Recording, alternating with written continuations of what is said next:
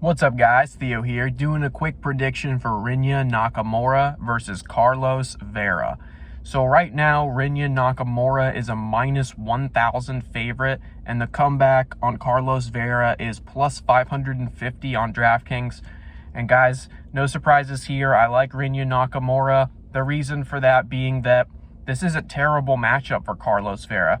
And Carlos Vera, I wasn't able to find his fight with Brad Katona from The Ultimate Fighter 31. If anybody knows where I can watch that fight, let me know, because I don't know. I didn't watch that season of The Ultimate Fighter. Even if I had, I probably wouldn't remember that fight, so I'd want to go back and watch it. But guys, I can't find that fight on MMA Core. I can't find that fight on UFC Fight Pass. I can't find that fight on ESPN Plus.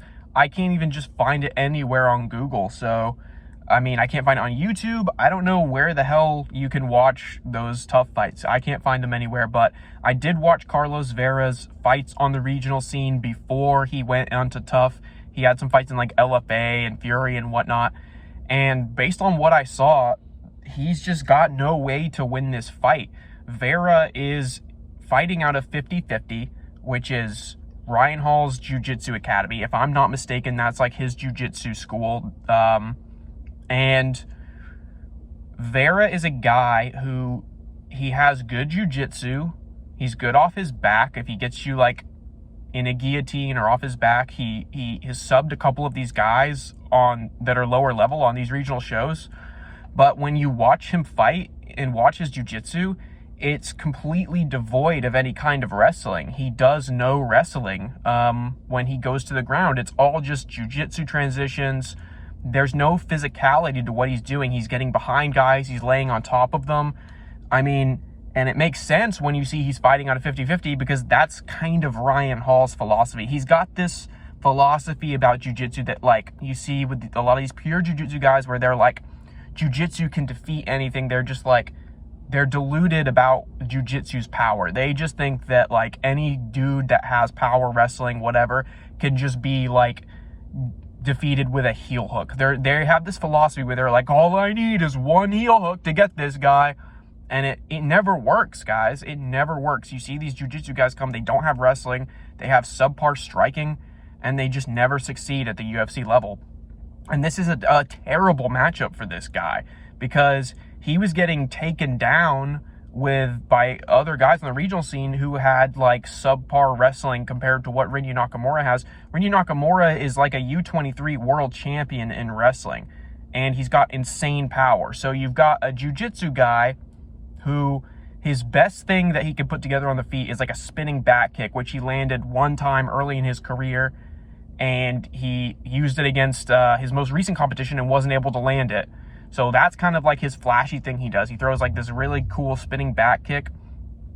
And other than that, it's not like he's getting guys up against the cage and like teeing off on them. When he gets them up against the cage, he tries to drag them down and get into jiu-jitsu and sub them.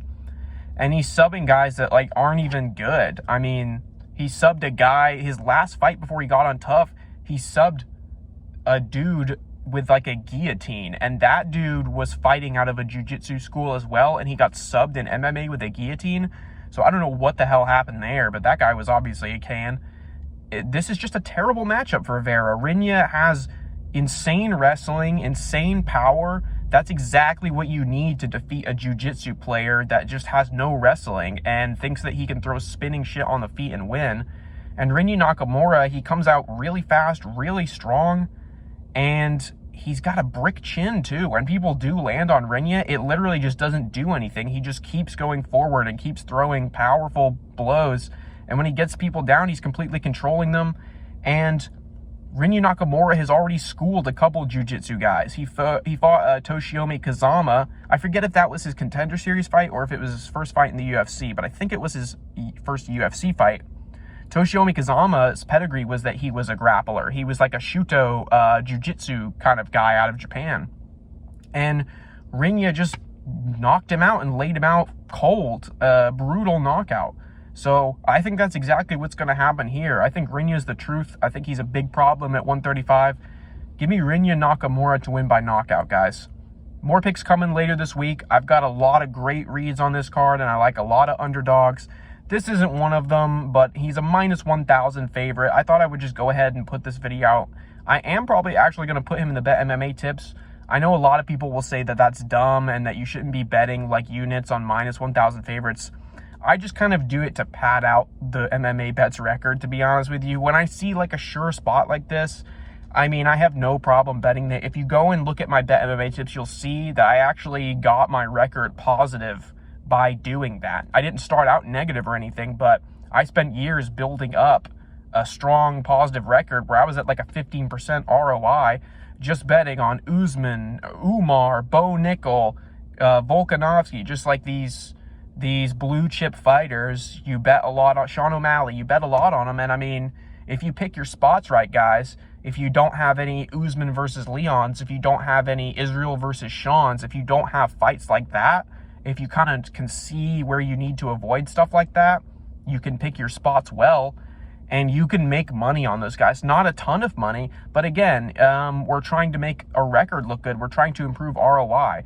And I'm not the type of guy that like avoids bets really out of fear. So I feel comfortable putting a minus 1,000 favorite on the Bet MMA tips because I genuinely don't see a way Carlos Vera wins. So yeah, give me Rinya Nakamura, guys. Minus 1,000.